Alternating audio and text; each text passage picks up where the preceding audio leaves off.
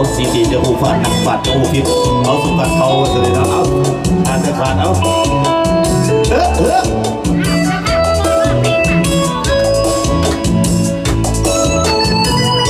บางเทือนสิบสูทั้งอาจารย์เอนอนเป็นบุญแตงเด้อเมื่อเป็นบุญเอาบอกตัวสุด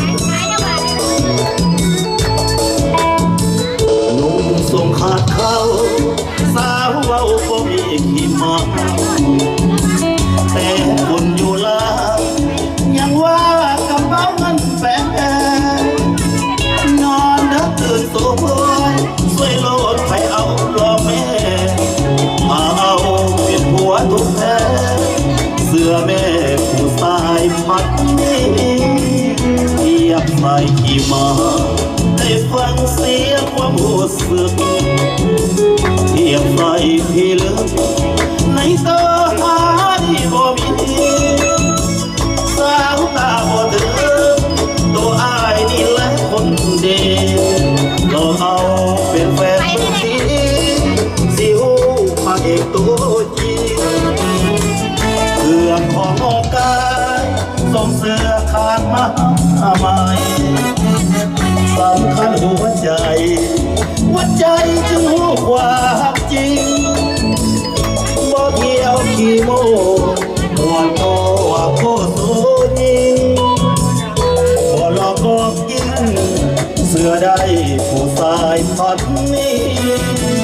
ต้องส่งขาดเขาสาวเฝ้าก็มีขี้มาห้องเธอนาสวัสดิ์ถ้าเบาดีลายสาวบ่หูอย่าเว้าเสียสีนุ่มส่งขาดเขาคนนี้หาเลิกสิบ่ผิดหวังเกี่ยวกันเลยเกี่ยวกันเลยเกี่ยวกับเส้นกับใส่เกี่ยวกับความมันความมีเกี่ยวกับเส้นกับคำจงเจริญเก่งแก่อยู่ดีมีสุขทุกส่วนนะขอบใจท่านอาจารย์ดมเมื่อกี้บ่อยเนาะอาจารย์กิติมศักดิ์นะไม่ได้ให้เกียรติ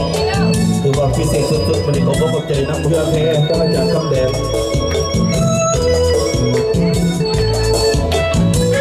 เรื่องของหอกกายส่งเสื้อขาดมาใหม่สำคัญหัวใจจึงหูความจริงว่าเที่ยวขี้โมปวดตัวโคโซยิงบ่หลอกก็กิ้งเสื้อได้ผู้สายพันนี้ต้องขาดเขาสาวเบาก็มีขี้มาอ้อมเธอนาสวัสดิ์ถ้าเบาดีลาสาวบ่หูอย่าเว้าเสียดสีนุ่มส่งขาดเขาพันนี้หาเรื่องสิบ่ผิดหวังเอาสโลว์อาจารย์